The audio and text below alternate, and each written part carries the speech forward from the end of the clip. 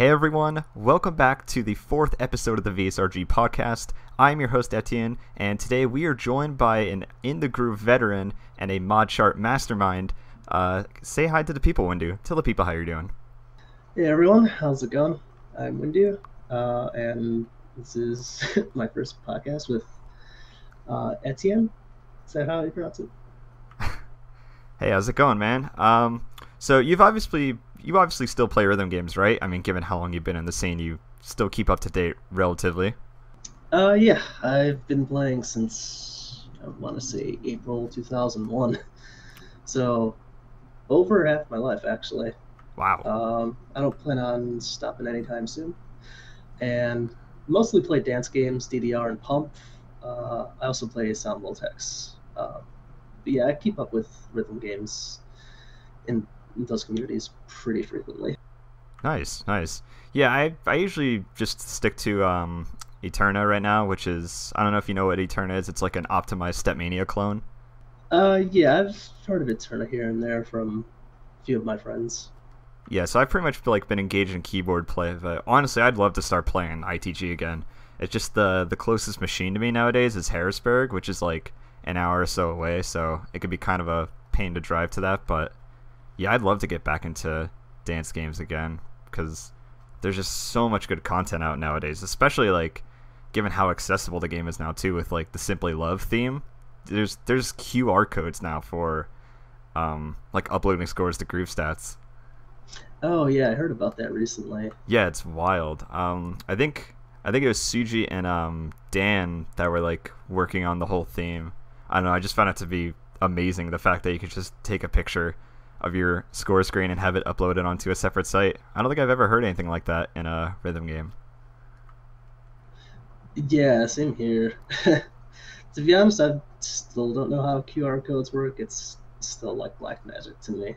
And the fact that they got it working in a Stepmania theme is really cool. I know, because Stepmania 5 could be like pretty finicky, and then it's even more finicky is 3.95 or 3.9, but obviously that's nothing new to you. You're pretty aware of how broken it is. Yeah, 3.9, 3.95. I think, yeah, 3.95 is the ITG2 base, which we've been using for a while, but I think people are slowly migrating over to SM5. It's that and not ITG, which has been gaining some ground the past few. Yeah, I was gonna say, because I remember people were pretty stubborn to switch over to Stepmania 5, just because I can't remember the exact reasons, because it didn't seem like it was too inaccessible, or they just didn't want to make the switch out of, I don't know if it was like out of stubbornness, or if it just wasn't stable enough at the time, or I can't really remember the reason why. I think part of it is just compatibility issues with certain files, like couples and mods mostly.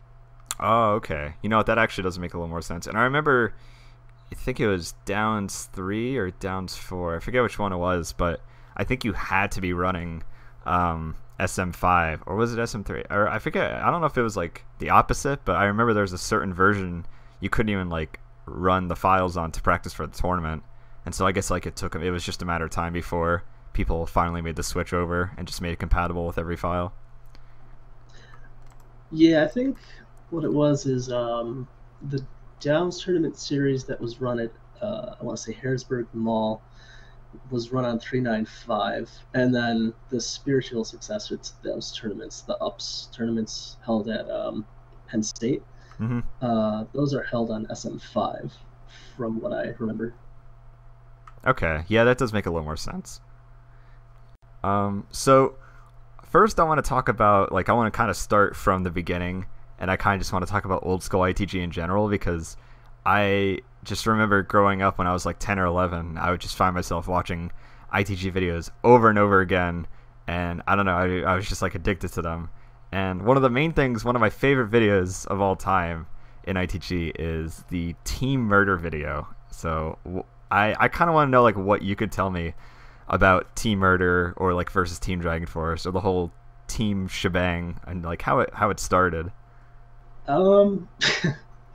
I mean, I guess the main thing I could say is just it was mostly just an ironic, banter between friends thing. No, yeah, no, yeah. I was just like, I was just curious, like how it even became like such a huge inside joke in the community to the point where like tons of people were kind of getting in on it for such a small community. And I don't know, I just thought it was kind of neat how like there was just like this like faux feud between friends and just like I don't know. I just that was always fascinating to me because you don't really see that anymore. In rhythm games, you don't really see people like teaming up for the hell of it and just like playing after each other. Oh, yeah, that's true. From what I recall, the whole Team Dragon Force thing started with like just a group of Illinois people from around here. They were super into Dragon Force. They made Dragon Force sim files and all that. And I forget if it was either Mad Matt or JD, J Dongs, as he goes by, who coined that whole team murder thing as just like a funny response to it. And we just made, team videos about it. It was, I don't know, it was just all good fun, something to do. No, yeah. Who made the video, or who did all the shout outs to Team Murder stuff? Who was the person that filmed everyone for that? I never knew who it was. I think it was mostly Mad Matt. Okay, if I remember right. That's what I figured, because obviously he uploaded it, but I just wasn't sure like who got the footage for that. Yeah. So in terms of charts, there's always a few charts that stand out to me, and I think they were all uploaded on your channel as well. I think the first one that came to mind that again I would watch over and over because I thought it was so funny as a kid was the Power Thirst chart. I don't know if you remember. Yeah. I definitely remember that. Now, were you the one that made that chart?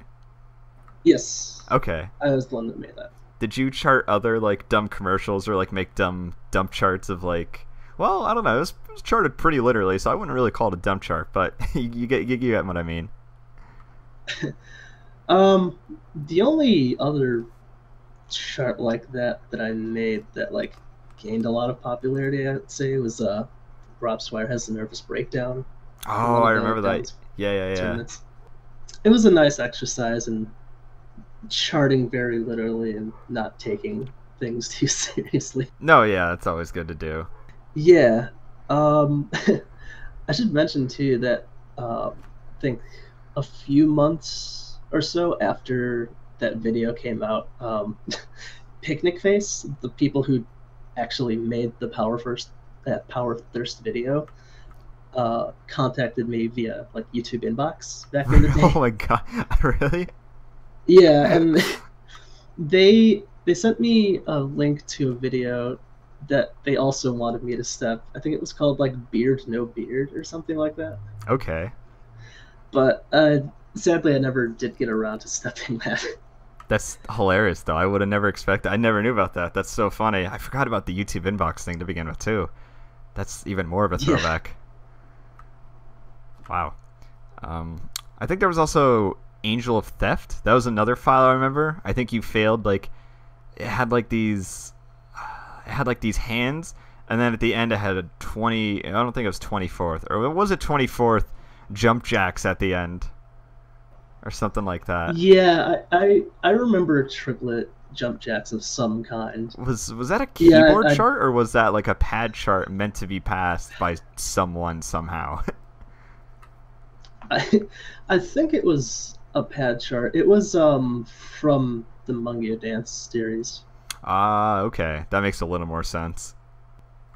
I know Mungyo Dance. I never quite understood Mungyo Dance. That's one of the 4 key or 4 panel games I never really looked into too much, just because I never understood how the game came to be. I guess I just didn't really do enough research into it. But out of all the 4 panel or 4 key games, like I'm usually pretty familiar with all of them.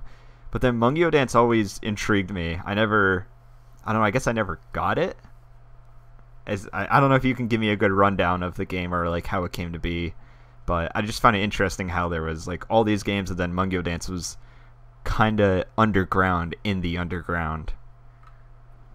Um, Mummy Dance is mostly just like, a, I guess, side Stepmania fan project slash theme slash pack. Like, it's its own freeware game, essentially, um, with its own graphics, own theme, own files, but like, just furry themed. Okay, because it just looked like a completely different game to me, and it just seemed like an awkward. It looked like an awkward 3.95 theme with a bunch of. It was like a 4-key version of O2 Jam, I guess, to put it. I could see that comparison being made. I guess because of like all the dancing characters and stuff like that. Like I don't know, I never just what I thought of. I don't have too much exposure to OTGM. I played it maybe for like a week or so. I mostly remember the charts more than anything. Yeah, a lot of long notes. Mm-hmm. And I think the Mungyo Dance series, like all three, were run on 3.9. Oh, okay. Wait, so is Mungyo Dance like so it was ran on Stepmania like software? Yeah, but I also think that there was some changes to the source code, so you couldn't just port all of like the theme and everything over. There were some special things to the code that were changed for that release. Okay. So I guess a couple years later, you came up with a series called WindEU Hates You, and it's very. I noticed it's like very story driven. It's kind of like this. I remember it used to be like an event practically, because I remember seeing like a crowd every time you would showcase these courses, and I always found them interesting because it's a course with a storyline. No one's really ever heard of that in many rhythm games, at least until recently with like Clone Hero doing Modcharts. But I was just kind of curious how that came to be a series rather than like just a one-time thing, like how you kept continuing it from like WindEU Hates You the movie, WindEU Hates You like 3 or 4, stuff like that. Oh yeah, so originally the name WindEU Hates You came from a joke course that I made forever ago with what was it? It started off with a can sim file, then something called Evo 66, but with like an EA Sports background slash like soundbite mixed in with it, and then like robotics, but with nothing but driven drops, and then it and then it ended with a Mungyo Dance file, which was either like you knew how to pass it or you didn't. Okay. Yeah. As far as like what the mod gimmick was. So it started off as just a normal course. I guess normal in big quotes. It was a very not serious joke course. And then I asked my friend who goes by Kitsune, I think he goes by Minty Dragon now, because he used to run his own SRT series, like Sight Reading Tournament. That's what SRT stands for. He was on about 5 iterations. He runs it down at the U of I, University of Illinois. And I asked him one day after one of the tournaments, like, hey, so the foreground stuff you did in this one stage kind of inspired me, and I want to make a whole tournament, maybe like side by side with yours, that focuses on nothing but foreground effects. Because like for the first one, the first actual tournament called WindEU Hates You the musical, I focused on like foreground effects more so than actual mods. And I got inspired from one of Mint's files from the semester before, which was it's called Rap Chop, like the whole Slap Chop commercial, but someone like songified it. Yeah. Oh yeah, yeah. Like Shmoyoho used to like they do like with the songify. Yeah. Yeah.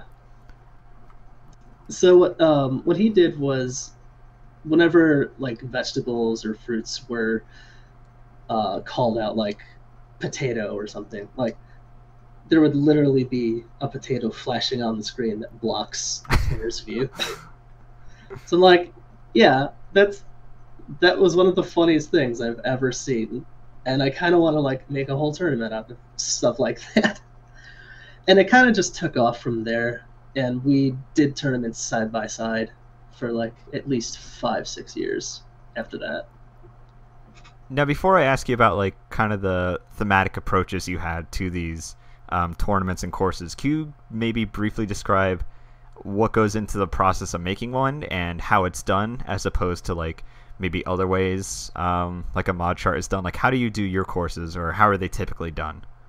For me personally, as far as how mods, it's like sim files are done, I would say I just listen to songs here and there. I hear any kind of sound or theme about the song that jumps out at me, and I guess I just have like some kind of a keen ear for making visuals out of sounds, if that makes sense. Yeah.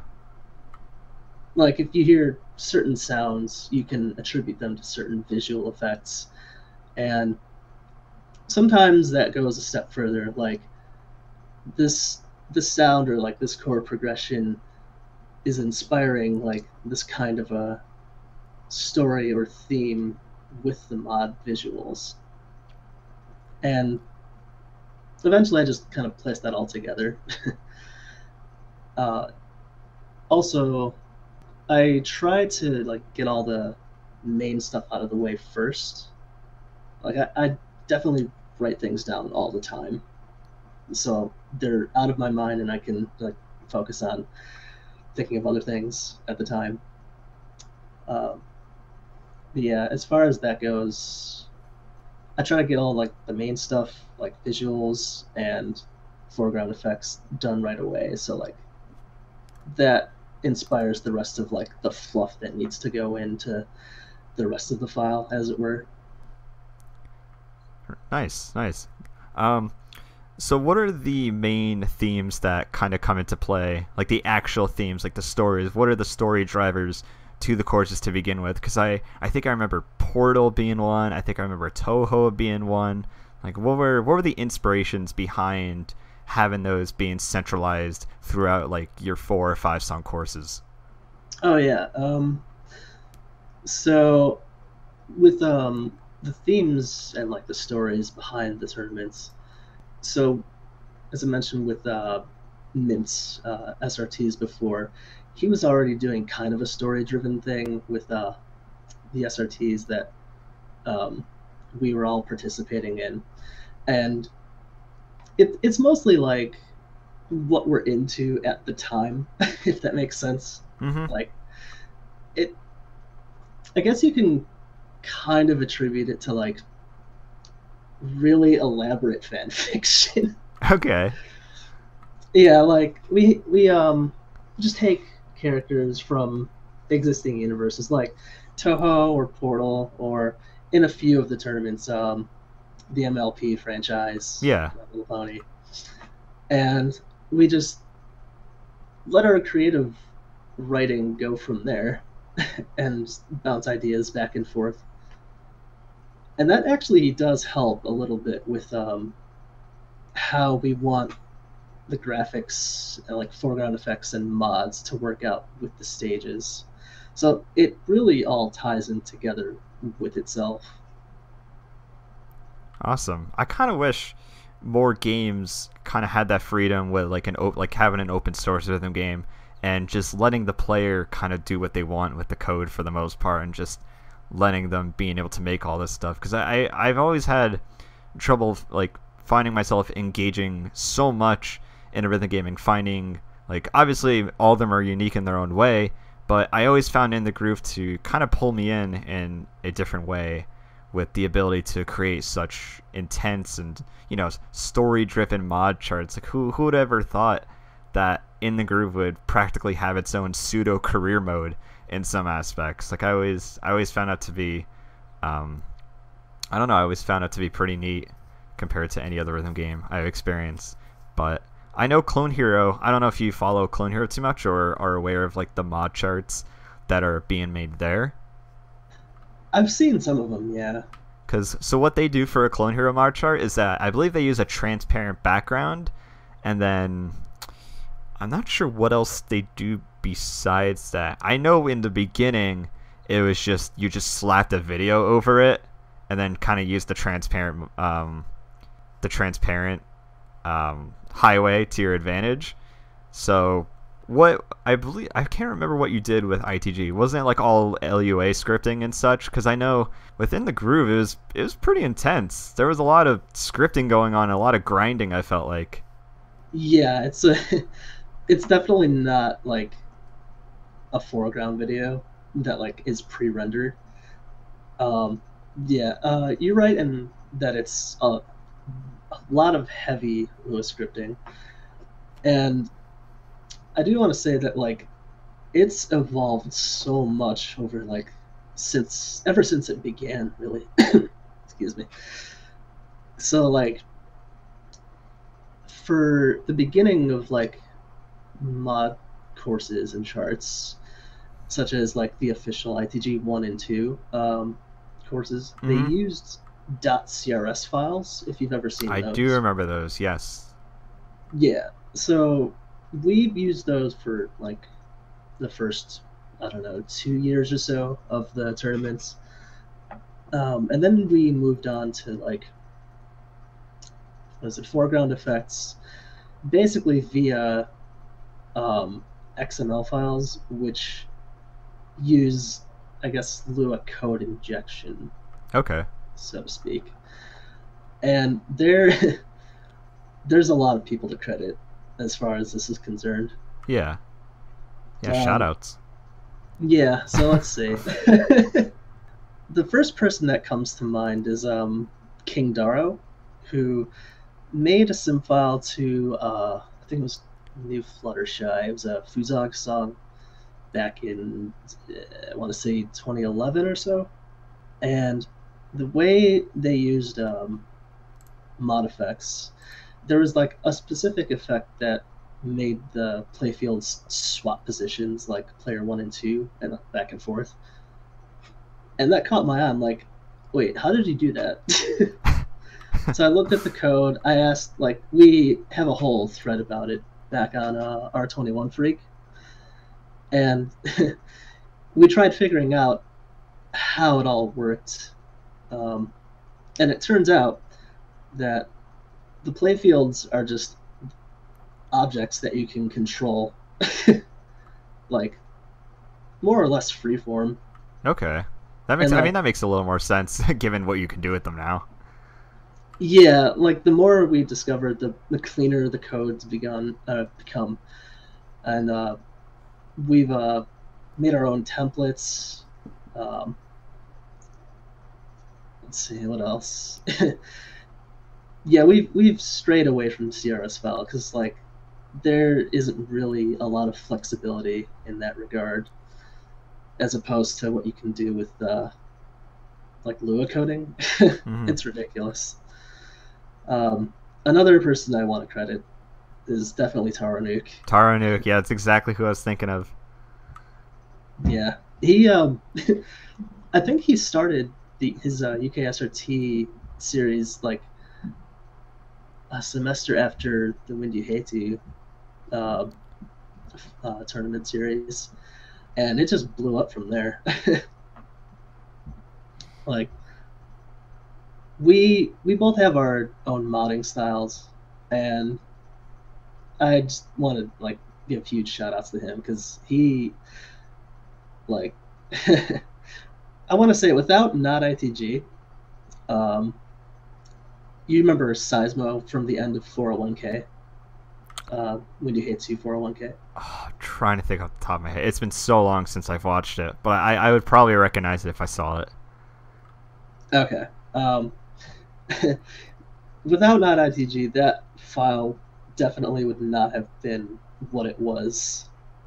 Like, just with all the like streamlining workflow, it was so easy to work with as compared to like 3.95 vanilla. Because back then, with any kind of Lua effects that required actual like literal playfield active movement, you had to go into the song, wait until like that point in the song to see if it worked out, and then you have to go back, play the song all over again, make Oh changes. my god, that sounds terrible. Yeah, it's I can go on and on. No, yeah, I gotcha. What was the average time you would say it took you to make a Windows Hates You like series? I try to start basically as soon as the previous one ends. So like Wow. I don't I wouldn't say it like takes that long from start to finish from like the previous to Right. tournament time. But like yeah, I try to like get ideas down on paper and implement it into the files as soon as I have them. It's just a very like spread out process.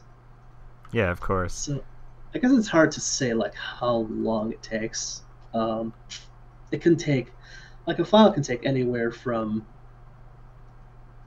like a month, 2 months, depending on like how much I want, like how elaborate I want to be. Because I really want the final stages to be something special. Oh, of course, yeah, they have to be. Yeah, anywhere from that to like, oh, the tournament's kind of tomorrow. I should start on this. Oh my god. Which yeah, it did happen one time with I forget which tournament it was. It was stage 1, and I like found a song, cut it, stepped it, and made the mods all within that day. Wow, that's insane. Yeah, it wasn't a fun day. I'll admit that. So there's a chart in my head, and I've been trying to find the video of it, but I can't remember the song. At least I think I remember the song. Was it Genova from like some kind? I don't know Final Fantasy at all. That's a Final Fantasy song, right?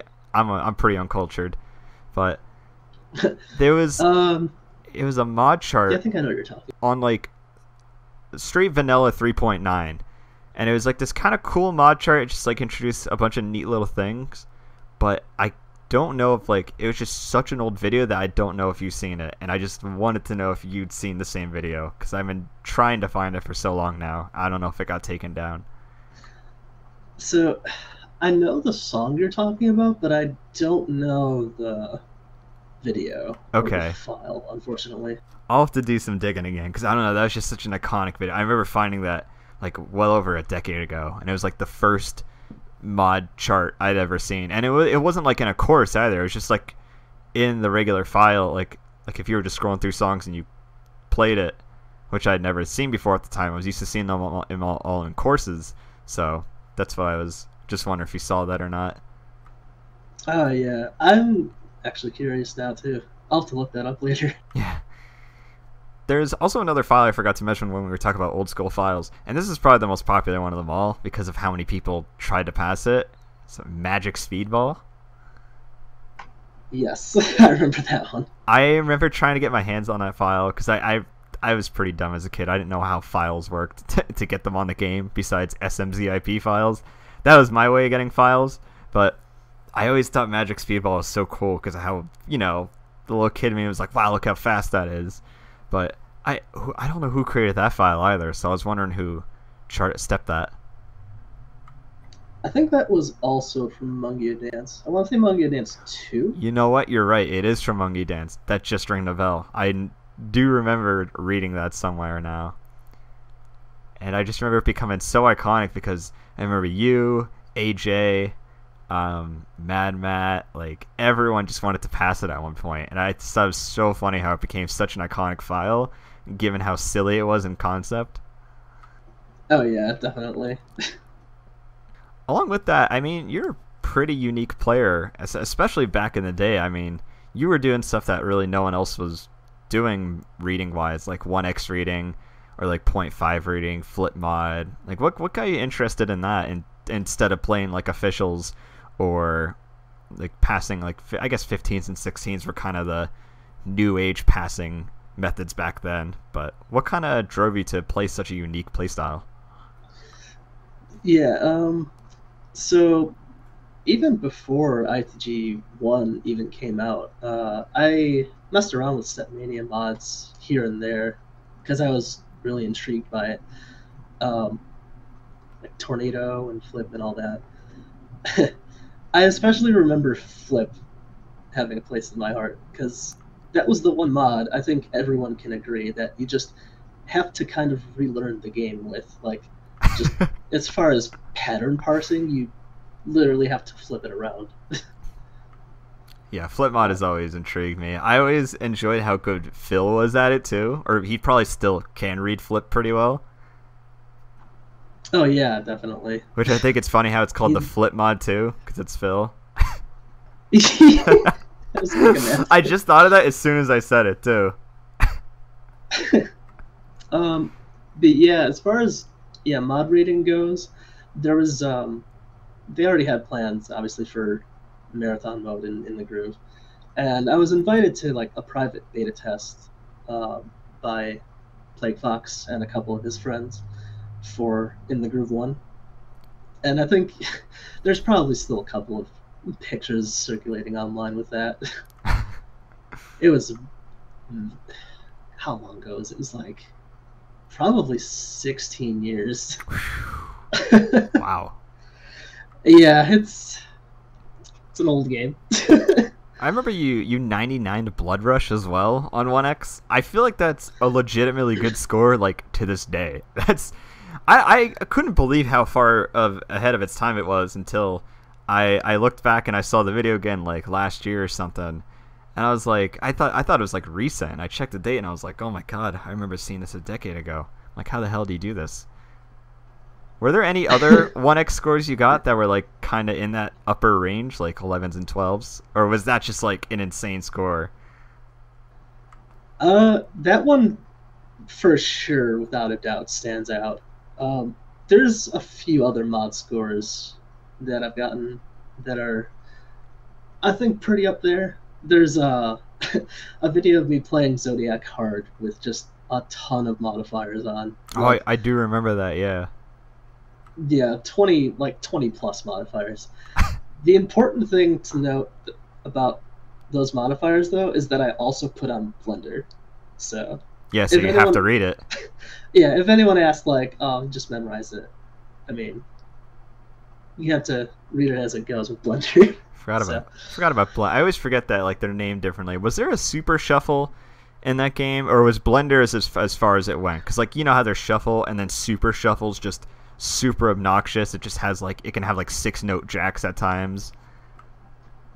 Oh yeah, Blender is literally Super Shuffle, just renamed for ITG. Oh, it is Super Shuffle? Or Yes. is it just Shuffle? Oh wow, that's crazy. Yeah, Blender is Super Shuffle, and then Random is Shuffle. Oh right, there's Random. Forgot about that. Mm-hmm. I remember there being the I don't know if it was Supernova 2, the tiny mod in DDR. Oh, I remember that. Like when, like the note field is like each column is just literally 2 pixels or something. Yeah, like it's that. like a pixel or something. What I did not know that was a thing. I never realized that until recently. Yeah, I want to say it's like one of the note skins that you can select. Like it was filed under or categorized under note skins. Oh, okay. I did not know. For some reason, I thought it was a mod, but that even makes it more funny. I guess technically it's a mod. But yeah, there's also I remember battle mode in Supernova as well. Oh, That battle mode was weird. Yeah, it gave you some weird mods. Like Yeah. I remember just certain arrow columns just moving down the length of an arrow, and like they still scrolled up the same rate, but like the target is just lower now. Hmm. So things would look like jumps, but they're just a quarter nut apart, for example. That just reminded. Oh my god, I haven't thought about this in years. You just reminded me since you mentioned battle mode. So my first ever DDR tournament I went to. This was before the arcade closed at my local mall, which is no longer a mall. But I believe was I 10 or 11? I went, and I was pretty excited to play because I was feeling pretty confident. AKA I could do 8s and 9s. And I got there, and the tournament was battle mode. And I was like, oh, I'm like, what? I'm like, what is going on here? ITG or No, this was DDR Supernova. And okay. I was just so confused why the tournament was just based around battle mode. Because I honestly think their thought process, because and Devin can vouch for this. The scene in Central PA is abysmal. There's like virtually no one that plays rhythm games around here. So what I was assuming is that they were like, oh hey, this says the word battle, this has to be the tournament mode. Like they didn't know. They definitely didn't know how brackets worked or anything like that. And I got knocked out like the first round. Oh jeez. But so, yeah, sorry about that. Continue. Oh, it's all good. I'm guessing there were like just unreadable mods flying everywhere during the songs. I would get like 3x on a song I normally read like 1.5 or something at the time, and I just threw in the towel there. They would triple your note speed at will. Like that was how battle mode worked. It was so broken. That's the one thing I can't deal with. It's just like lack of reaction time. It's just I can deal with slow speed mods to a point because I think that's a fun challenge, but just like depending on twitch muscles is just that's uncomfortable for me personally. Oh yeah, you have to tense up right then and there. Like if you're not ready for it, it's just, and you're gonna hit late all the time. Whereas you're gonna hit late guaranteed. Whereas if it's slow reading, you can at least find some kind of rhythm, especially if you know the song. But with like fast reading, you're gonna hit late no matter what, unless you can naturally read that fast. Yeah. Going back to the beta test that I mentioned with Playfax and his friends. So we messed around with just playing all the content that I was on there, and I was introduced to marathon mode, which had all the modifiers on there, and I was just honestly instantly hooked. I thought it was the most fun thing I've ever played. Yeah. There was one course in particular that stood out to me, and that it's still my favorite ITG course this day, and it's the Insomnia course. Oh, yeah. I love that course. I never got a chance to play it because I didn't know how CRS courses worked back then, but it just stood out to me as so iconic. It just seeing the 8X and all the the 10 other mods that were used in the break during Mosquito. It's just, I don't know. I thought it was the coolest thing ever, and it got me hooked watching ITG videos like ever since. Yeah, that's good to hear. There was another course like similar, I think by the same guy, but I can't quite remember what the other course was. Yeah, the Insomnia series actually. So the way that course series was born was I flew out to see I don't know if you know who CMCM is. I don't believe so. Yeah, not quite sure. I could be getting this wrong, but I think he's part of Tokyo Attack now. Okay. Which I'm sure you've heard of. Like, yeah. Arcade machine rentals. Yeah. But back in the day, he I think was part owner of an arcade that had a Stepmania cabinet before that was really a thing.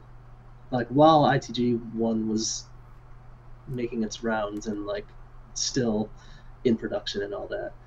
And at one point, like, I just couldn't sleep when I was sleeping at his place or staying over at his place. So I started making a course because what else would I do? And it was aptly named Insomnia, of course. It eventually got finished, and a few other courses in the series got made.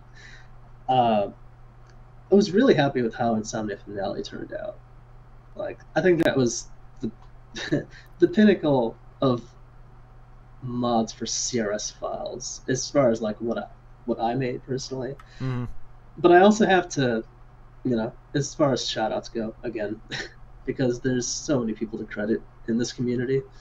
Brother Mojo, back in the day, like, he was also a huge influence for the way I made mods. Like, he really set the path for things that really go to the music and like accentuate and emphasize the sound effects in songs with visuals. So I have to give big credit to him. Yeah, shoutouts, dude. Shoutouts. Honestly, the whole community back then. I mean, even still, people are just straight up grinding to make this game not just accessible as possible, but just engaging. Like, just so many unique things about this game to really just stand out as much as possible in the best way. Oh yeah, for sure. Like, not so much with mods, but like with charts, themes, like tournaments. And tournaments, I would love to ask about how tournaments were back in the day. I don't know how many you attended, like outside of mods and stuff like that, but I remember, like, there's so many good old school tournaments back in the day, and I just didn't know if you got to see any of those firsthand. I've been around a little bit. Let's see.